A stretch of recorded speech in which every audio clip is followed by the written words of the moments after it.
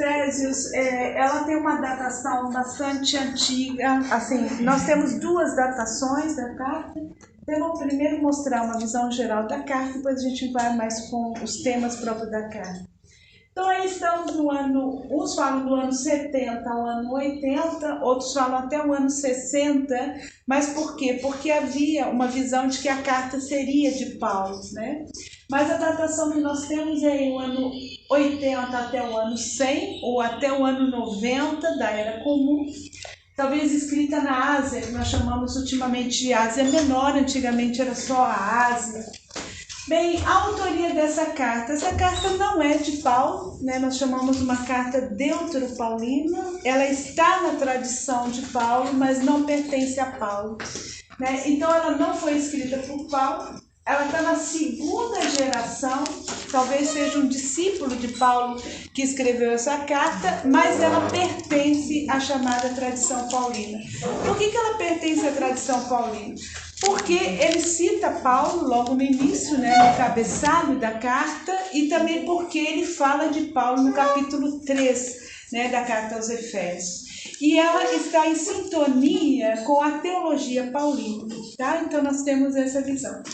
É importante dizer isso porque muitas vezes Paulo foi taxado de machista por causa da carta aos Efésios, capítulo 5, né? Então, coitado, era xingado por um negócio que ele nunca escreveu, né? Então é bastante complicado.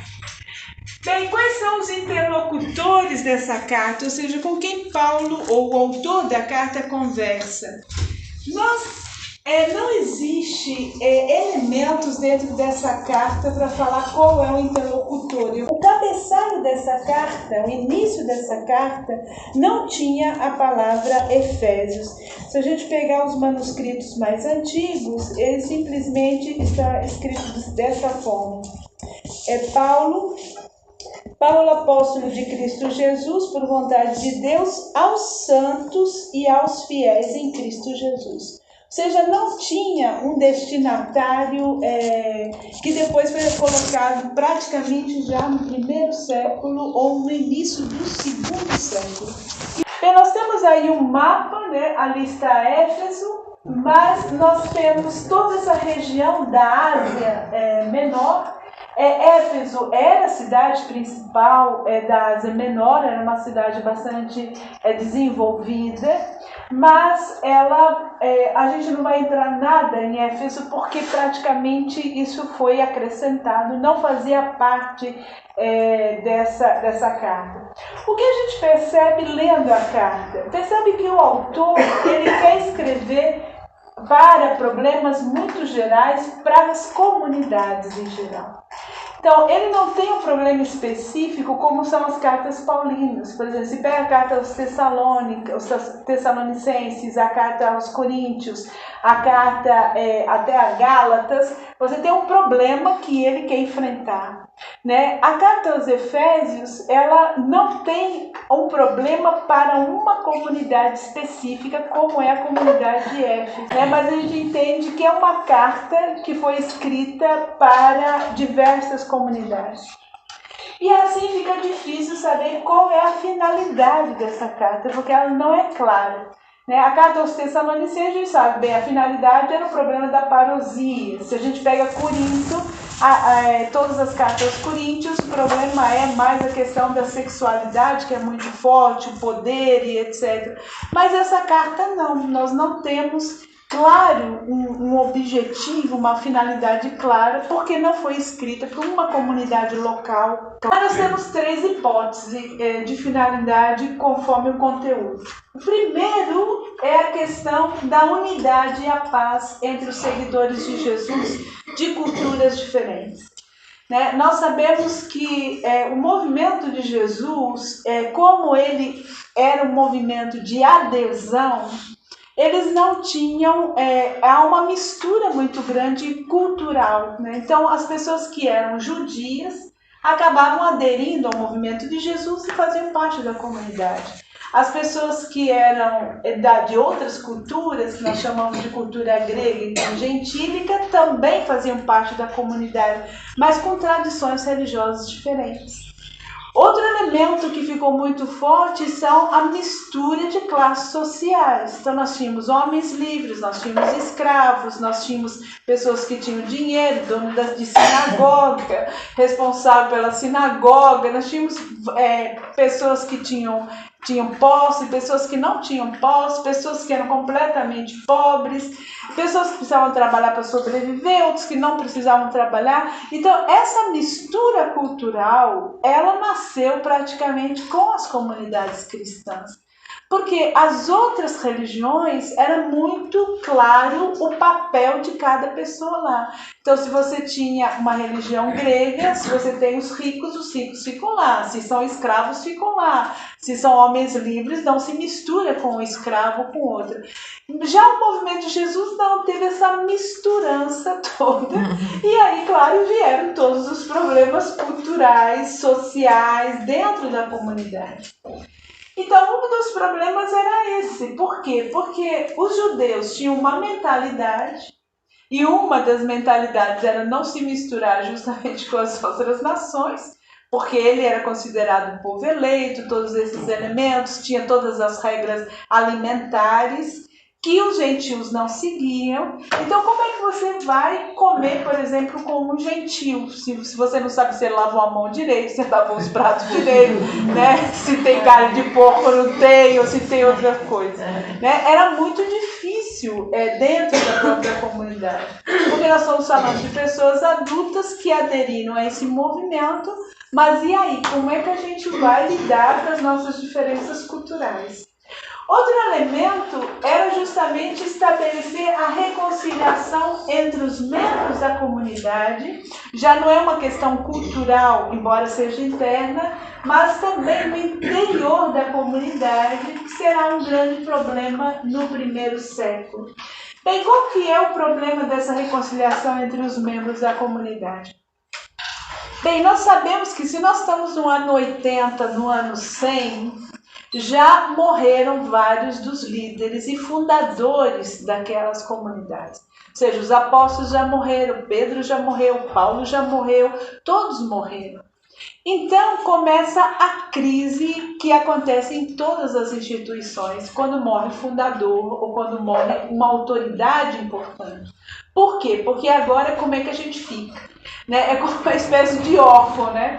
Como é que a gente vai lidar com essa instituição, dado que aqueles que tinham um certo poder já não existe mais, né? É a mesma coisa que manter a unidade na família quando os pais são muito fortes, e eles que seguram a unidade dos irmãos, né? Quando morre o pai e a mãe, a gente fala, quem é que vai agora segurar, né, a unidade entre os irmãos? E aí precisa de alguém com uma certa autoridade, né, para poder manter a unidade entre essas pessoas. Então esse era o problema, né, dado que já tinham morrido vários líderes da comunidade. Nós já estamos na segunda ou na terceira geração. Então toda aquela geração antiga nós já não temos mais, ou seja, a geração que deu início a essas comunidades, né? Então são os líderes principais. O terceiro problema é ressaltar os valores evangélicos e a adesão a Cristo e reforçar o compromisso cristão, visto que a comunidade enfrentava um contexto com valores contrários ao evangelho. E eu acho que esse contexto é muito próximo de nós. Todos eles são muito próximos de nós, porque nós estamos numa sociedade extremamente polarizada. O terceiro aspecto que eu chamo a atenção, que é esse último, é que nós também somos cristãs numa comunidade, numa sociedade que não é cristã. Ou seja, os valores que nós temos na sociedade não são valores cristãos.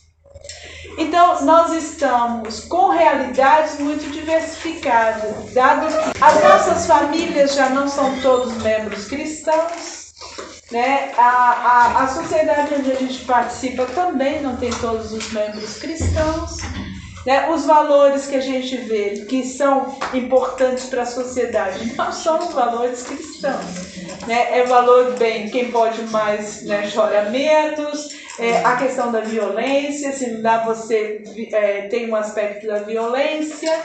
E para nós mulheres, cada vez mais nós estamos numa sociedade muito misógina mesmo, né? De um ódio contra as mulheres. Tudo que é diferente, parece que nessa sociedade você tem que eliminar, né? Bem, outro elemento introdutório é sobre o gênero literário. Nós sabemos que é uma carta, nós estamos chamando de carta circular, né? Que existia esse termo. É uma carta que era para ser lida em diferentes comunidades. Por isso que os temas são muito abertos, né? Não temos muitos temas específicos.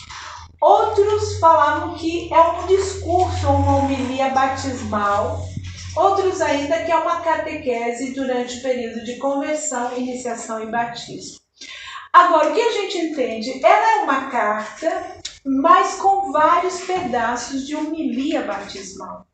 Né? Porque há uma necessidade de retornar à experiência batismal, né? Que é outro elemento importante para nós, dado que nós estamos aí às portas do sínodo, sobre a sinodalidade, né? E um elemento muito forte da sinodalidade é luta de poder.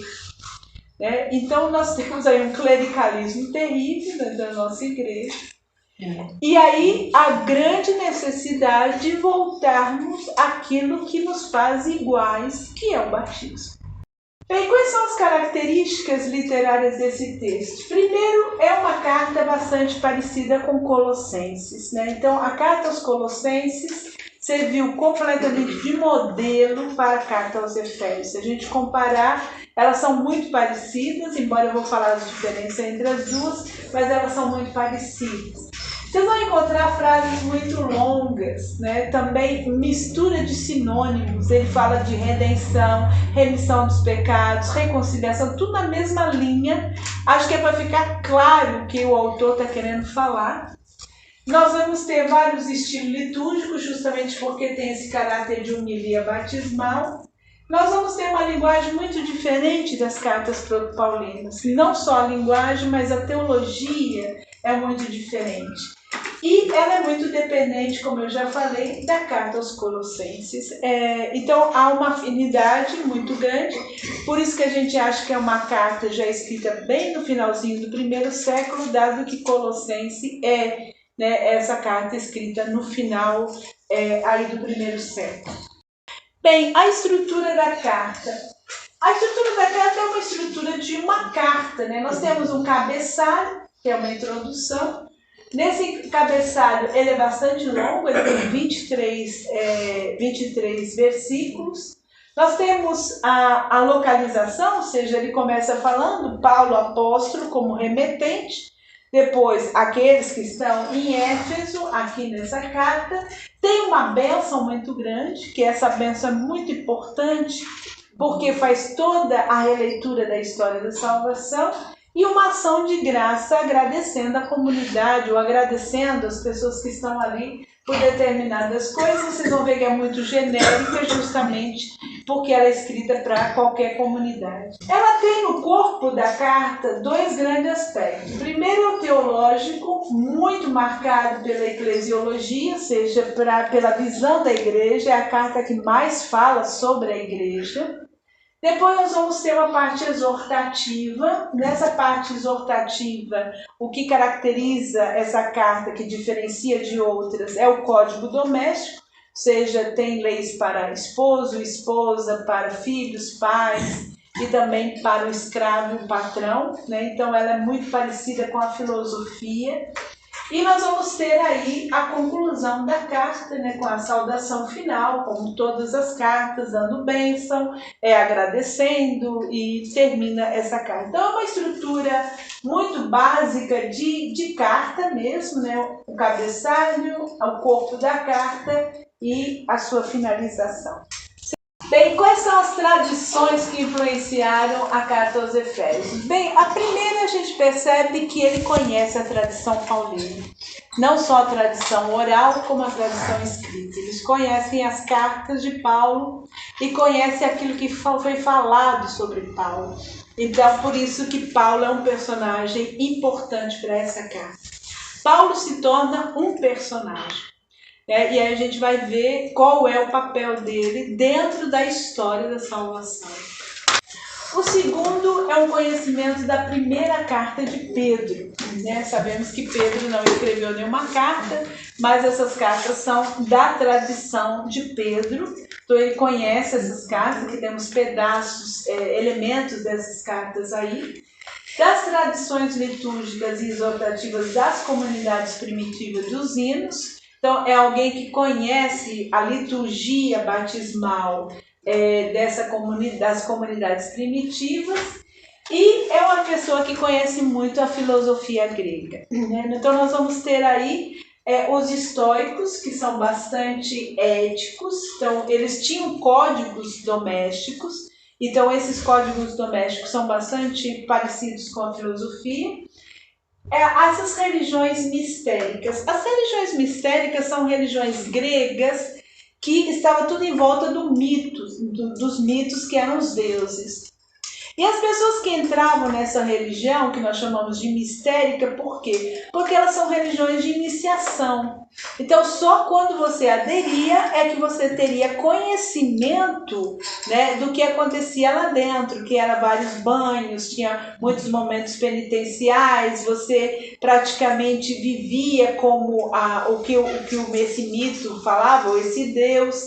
E no cristianismo se fala também, porque o cristianismo também é uma religião iniciática, porque as pessoas entravam, quando aderiam é que recebiam a catequese, né? Então, somente aqueles que aderem é que recebiam o conteúdo dessa religião, né? Tanto que a gente via em alguns momentos as pessoas pediam para rezar o credo para saber se você era cristão ou não. Por quê? Porque o credo era dado somente, alguns pontos do credo somente para essas pessoas, como o Pai Nosso, algumas orações que eram típicas, mas só para as pessoas que eram iniciadas. Não era qualquer um que poderia ter, só aquelas que já estavam dentro. Por isso que temos todo esse processo de iniciação. E também a linha, né, de Colossenses e das cartas paulinas. Agora a gente vai ver o que diferencia essa carta de Colossenses.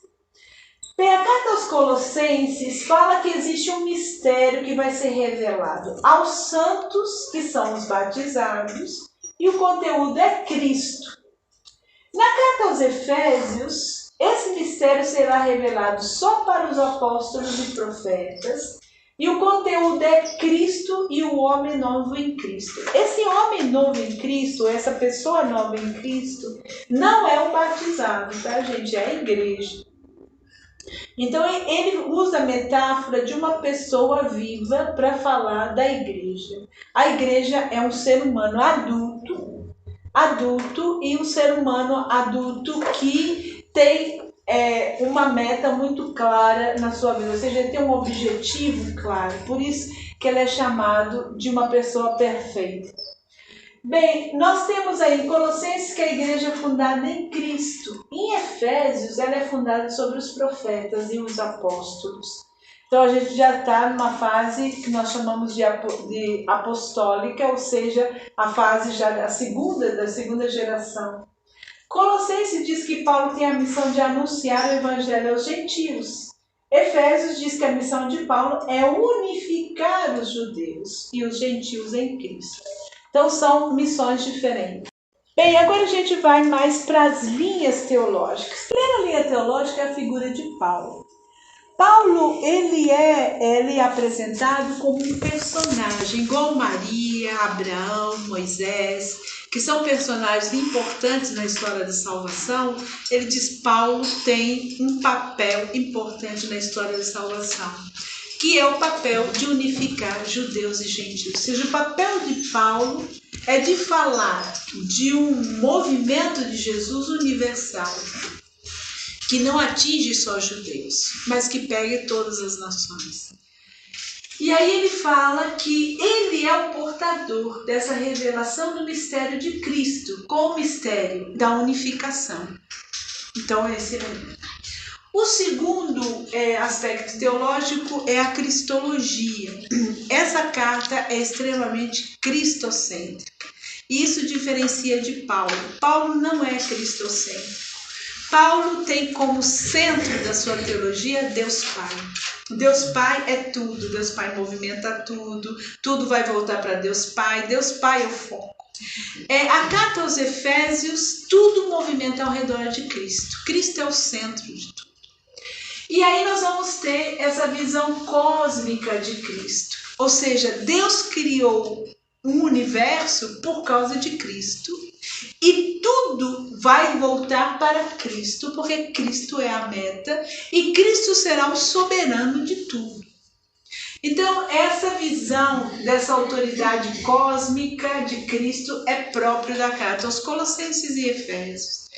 Nós não encontramos nas outras cartas essa visão cósmica que Cristo manda, é o Senhor do universo. Para Paulo, quem manda no universo é Deus Pai, porque Ele é o Criador. Em Efésios não, quem manda é Cristo, porque o Pai deu a soberania ao Filho e Ele é o soberano, Ele é o Senhor.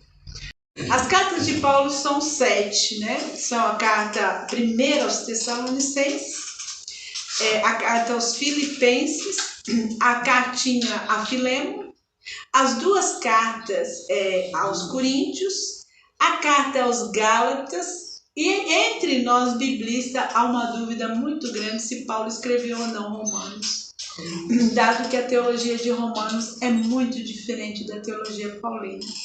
Romanos, ele dá muito enfoque à questão do pecado, tem uma antropologia bastante negativa, assim, se a gente for falar da carta, E Paulo não tem esse tipo de visão. Paulo raramente fala de pecado, não é um termo importante para Paulo.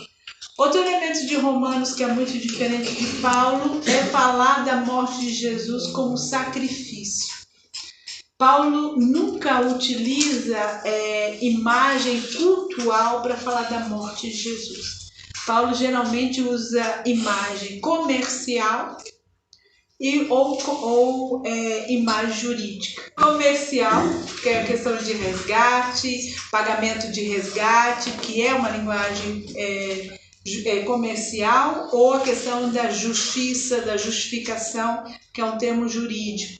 Mas falar da morte de Jesus como sacrifício não é de Paulo. Paulo não utiliza isso. Então, e a carta aos Romanos utiliza. Um personagem importante para Romanos é Davi, falando que Jesus Cristo é da tradição davídica. Paulo nunca fala de Jesus como da tradição davídica. Uma outra dúvida grande de Romanos é porque existem muitas palavras que ele utiliza sem aparecer em lugar nenhum. E uma pessoa que escreve, geralmente ela repete seu vocabulário. É raro quando ela muda muito o vocabulário. E aqui nós temos muita mudança de vocabulário em Romanos. E o último aspecto que eu acho que Romanos não pertence à tradição de Paulo, porque ela não tem uma finalidade clara. A finalidade da carta a carta aos Romanos é a maior carta da antiguidade, não é nem a maior carta do Novo Testamento, é da antiguidade, sem finalidade. A única finalidade de Romanos é pedir para os romanos dar hospedagem, porque ele está querendo ir para Roma, para a Espanha. Um bilhete como Filemon, olha, eu tô indo, tô querendo ir para a Espanha para evangelizar. E depois ela é extremamente lógica, parece que alguém realmente foi traçando ponto por ponto, primícia por primícia, ele vai argumentando. A carta é extremamente lógica, não fica nada sem argumentar.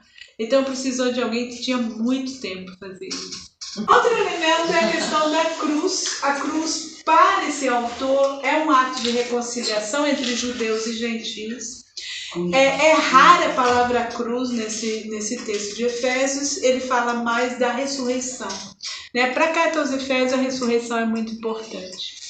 Bem, o ponto central dessa carta é a eclesiologia.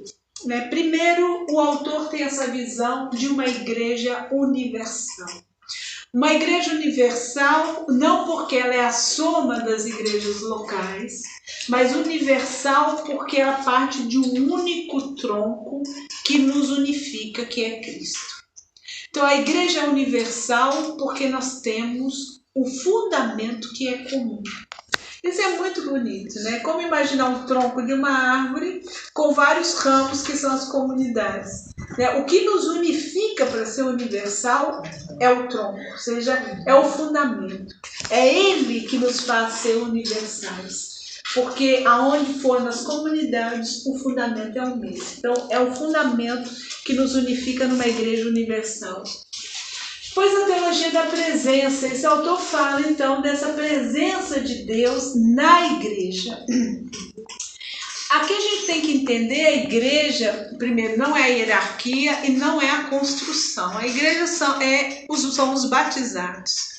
Então ele diz que nós, vivendo juntos, né, em comunidade, unidos, nós testemunhamos que Cristo vive no nosso meio. Ou seja, a unificação nossa é testemunho para o outro de que Cristo vive no nosso meio. Esse é um elemento bonito, ou seja, não é cada batizado que testemunha quem é Cristo. Ele diz, nós testemunhamos a presença de Cristo porque mantemos a unidade entre nós. Então esse é o ponto central. Agora, as grandes metáforas, né, para falar da comunidade. A primeira que ele utiliza é morada e construção. Então ele diz, o batizado, todos os batizados formam essa morada, isso que é a imagem bonita, essa morada onde Deus habita. Então nós somos como, nos batizados, nós somos como o templo, né, que testemunha para o mundo que Deus habita nesse lugar, né, por causa dos batizados. Então ele fala, nós somos isso, um muito unido o outro, para formar o grande templo, que é o templo do batizado, mostrando para o mundo que Deus está lá. Então ele fala do templo santo, nós somos o templo santo. A palavra templo santo não é só o prédio, né? A palavra que temos aí representa o santo dos santos no templo, o lugar mais santo que existia no templo. Então ele diz, nós somos o lugar mais santo que existe no templo, e por isso as pessoas de fora têm acesso a Deus, têm acesso a Cristo, olhando para a unificação das nossas comunidades. Ele fala que a igreja é um novo ser humano, uma pessoa perfeita, como eu já falei. É interessante porque ele fala que é um ser humano a igreja, ou seja, é um ser vivo, um ser dinâmico e é uma pessoa perfeita. A palavra perfeita não é fazer tudo certo. Perfeito significa telos, alguém que tem uma meta clara, a meta é ali. Então você vai caminhar, ele fala, o homem perfeito, o homem adulto, ele vai caminhando para essa meta, ele não desvia da meta que ele traçou, por isso que ele é chamado perfeito. Muitas vezes a gente fala que o texto fala da igreja como esposa de Cristo. E aí é um problema, por quê? Porque daí o esposo fica no lugar de Cristo e a esposa fica no lugar da igreja. E aí quando a gente vai ver os códigos domésticos, fica bastante complicado para a gente analisar isso. O autor fala que a igreja é o amor matrimonial entre duas pessoas, entre um homem e uma mulher. E da mesma forma que esse homem se une a essa mulher, Cristo se une à igreja. Mas é o casal que ele está falando que é a igreja.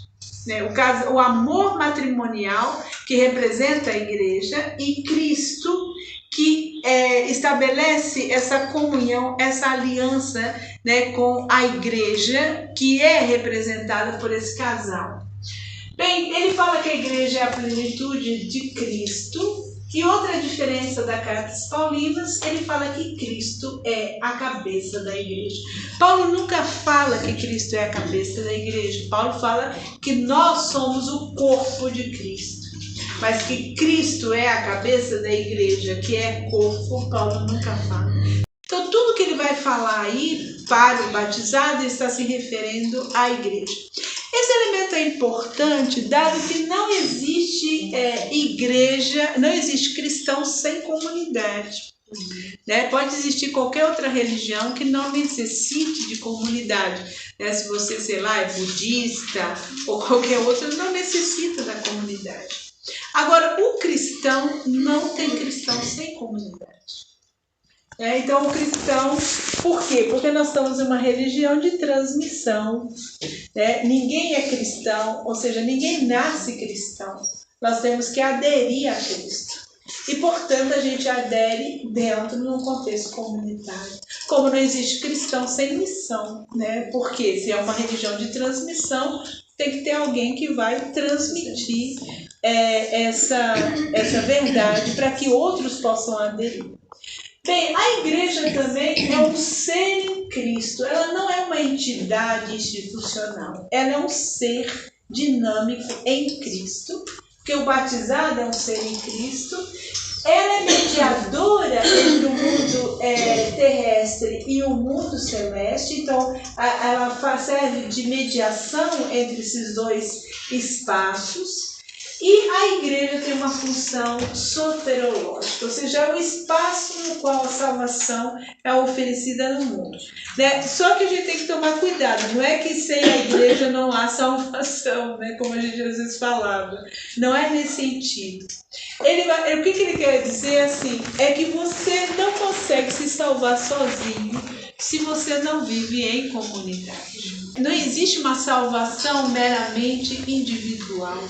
Você se salva porque você está dentro de um contexto comunitário. Então, é a comunidade que está junto com você, que vai apresentar quem é Jesus, e ela será a mediação da salvação aí. Bem, um outro elemento teológico é a questão da soteriologia, ou seja, o elemento da salvação. Bem, o autor, ele fala da justificação pela fé. O que é a justificação pela fé? Que nós nos tornamos justos no momento que somos batizados. E depois a gente vai caminhar na história e, portanto, a gente vai ter esses momentos que também não iremos corresponder, mas nós vamos ter outras práticas de pedir perdão a Deus e voltar ao caminho. Bem, nós temos uma compreensão diferente da lei. Para o autor, Jesus vai abolir a lei, ou seja, com Jesus a lei é abolida. Mas por quê? Ele vê a lei não no sentido soteriológico, mas ele vê a lei como um marcador identitário entre judeus e gentios. Então, quais são as características dos judeus que se diferencia dos gentios? Então, a primeira característica é que ele faz a circuncisão. A segunda característica são as leis alimentares, ou seja, as leis dietéticas, né? Como faz a comida, não pode misturar leite com carne, não pode comer carne de porco, tem toda forma de matar os animais, não pode ter sangue. Então, todas essas leis que estão em Levítico. Terceira, é ele que tem as festas judaicas, sobretudo o descanso sabático. Então, isso diferencia o judeu de outros. E o terceiro é a lei mosaica, ou seja, ele tem a lei mosaica que o diferencia das outras nações. Então, por isso que ele fala a lei eliminada, dado que o único que será o nosso parâmetro do nosso agir será Cristo. Bem, outro elemento que é muito interessante, que já entra no escatológico, ou seja, no final dos tempos, é que o batizado, quando ele é batizado, ele já vive como ressuscitado. Essa é a diferença dessa carta com as cartas paulinas. Ele diz, nós, com o batismo, porque mergulhamos no mistério pascal, nós já fazemos a experiência da morte, mas já fazemos a experiência também da ressurreição. Então não existe essa tensão no final dos tempos do já e ainda não. Nós já estamos vivendo o que nós vamos viver na parousia quando nós somos batizados. Só irá, então, ampliar esse elemento que a gente vive lá.